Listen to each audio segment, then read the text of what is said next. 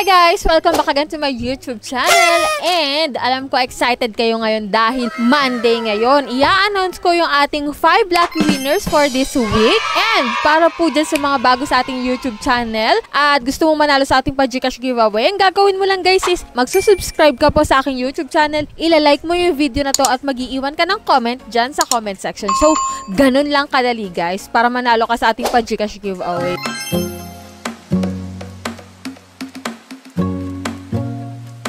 Pero, ang pag-uusapan natin ngayon is panibagong vlog, which is panibagong loan application ito. Na kung saan guys is bagong-bago sa Google Play Store. So, kung ikaw ay Android user, nako, tamang-tama ito sa'yo. Kasi dito guys, meron pala siyang 8 reviews. Ganun palang kaunti kasi nga bago. So, ang pangalan nito, makikita mo dyan sa title, is High Peso Easy Cash Loan. So, under siya guys ng Waxin Lending Incorporation. So, wala nang paligoy-ligoy pa. Let's get to the topic na agad guys.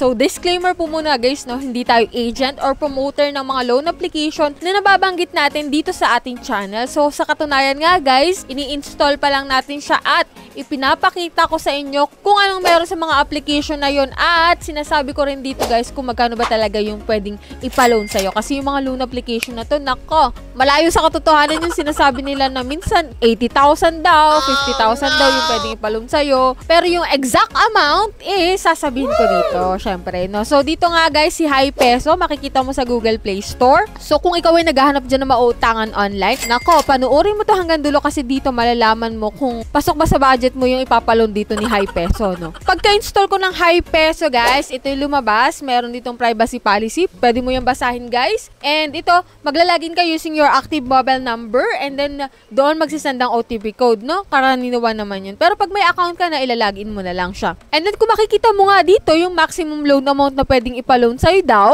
is 20,000 pesos. Pero sabi ko nga guys, kapag ikaw ay first time, hindi po agad 20,000 yan. Wala pong nagpapaloan ng mga loan application na ganun kaagad kalaki, no? Siguro kung meron man, ako, mag-ingat kayo sa interest kasi malaki yung interest niya. So dito guys, check muna natin kung anong meron sa application na High Peso. So dito guys, ito yung mga fill upan mo dito bago ka makapag-proceed sa iyong loan amount. So, dito guys, pipil-upan mo itong personal information. So, dito guys, sa personal information, nandito na rin guys kung saan ka nagtatrabaho, kung meron ka bang business or other income na pinagkukuha, ano. So, dito guys, sa emergency contact, need mo lang po ng 4 na contact number para makapag-proceed sa next step, no? Isipin nyo mabuti kung sino ilalagay mo dito kasi pwede nila itong tawagan or i-text once na ikaw ay overdue na or hindi nila mahagilap or hindi ka sumasagot sa mga tawag or text nila, no? So, itong mga emergency contact ang maaaring i-text or tawagan. Dito na tayo sa mga ID type na pwede dito kung nagbabalak kang mag-loan dito kay High Peso. So, ito yung mga recommended, no? National ID, SSS, Passport, Postal ID, UMID, Voters, Driver License, and ito naman yung mga second option lang, no? GSIS, TIN, PRC, and PhilHealth. So, mamimili ka na dun sa mga merong high quota para mas malaki yung chance mo na ma-approve ka dito kay High Peso. In case man na mag-apply ka, no? And then after nun guys, pili ka lang po ng isa and then fill upan mo lang yung mga identity information mo. And then dito sa next step guys, which is kung saan mo pwedeng ma-receive yung pera mo. So dito guys, pwede sa GCash, GrabPay, Paymaya, and bank or any bank transfer, which is meron po itong transfer fee na 25 pesos. So, kung cash pick up naman guys sa RD Pawn Shop and M. Luhulier, meron silang transfer fee na 130 pesos. So, pili ka lang po dyan kung saan mo pwedeng ma-receive yung pera mo. And then, dito na tayo sa pinakang exciting part. So, exciting part na to kasi dito malalaman mo kung magkano ba talaga yung pwedeng ipaloan sa'yo ni High Peso na bagong-bago sa Google Play Store. So, dito guys, ang na-approve na loan amount sa akin is 2,000 pesos lamang. So, dito guys, nagpapakita siya na 150 days daw yung loan term. Pero, kung titignan mo tong check loan details nila, makikita mo na after 7 days is magbabayad ka na. And, hindi mo po buong makukuha yung 2,000 pesos. May mga ibabawas pa po doon. So, ano-ano yon? Ito yung mga platform service fee,